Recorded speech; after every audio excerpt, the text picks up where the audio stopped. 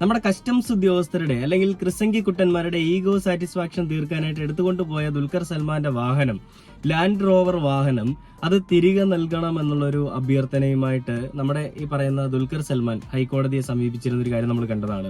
അങ്ങനെ ഹൈക്കോടതിയെ സമീപിച്ചപ്പോൾ ഹൈക്കോടതി പറഞ്ഞത് ആ വാഹനം തനിക്ക് തിരികെ നൽകാനായിട്ട് അല്ലെങ്കിൽ തിരികെ കിട്ടാനായിട്ട് വേറൊന്നും ചെയ്യേണ്ട, കസ്റ്റംസ് ഉദ്യോഗസ്ഥർക്ക് ഒരു അപേക്ഷ കൊടുത്താൽ മതി, അപേക്ഷ കൊടുത്ത് 20 ദിവസത്തിനകത്ത് ആ വാഹനം തിരികെ നൽകണം, തിരികെ നൽകാൻ സാധിക്കുന്നില്ലെങ്കിൽ എന്താണ് അതിന്റെ കാരണം എന്നുള്ളത് കോടതിയെ അറിയിക്കണമെന്ന് നമ്മുടെ ഹൈക്കോടതി, ബഹുമാനപ്പെട്ട ഹൈക്കോടതി പറയുകയും ദുൽഖർ സൽമാൻ അതിനെ തുടർന്നുണ്ടായ കാര്യങ്ങളിൽ ഈ പറയുന്ന അപേക്ഷ കസ്റ്റംസ് ഉദ്യോഗസ്ഥർക്ക് കൊടുക്കുകയും ED അന്വേഷണമൊക്കെ കഴിഞ്ഞതിന് ശേഷം കസ്റ്റംസ് ഉദ്യോഗസ്ഥർ കാണിച്ചൊരു പരിപാടി, ദുൽഖർ സൽമാന്റെ അപേക്ഷ കസ്റ്റംസ് ഉദ്യോഗസ്ഥർ സ്വീകരിക്കുകയും ആ വാഹനം വിട്ടു നൽകാൻ പറ്റില്ല എന്ന് സിമ്പിൾ ആയിട്ട് അങ്ങ് പറഞ്ഞു. എന്താണ് റീസൺ പറഞ്ഞതെന്ന് അറിയാമോ?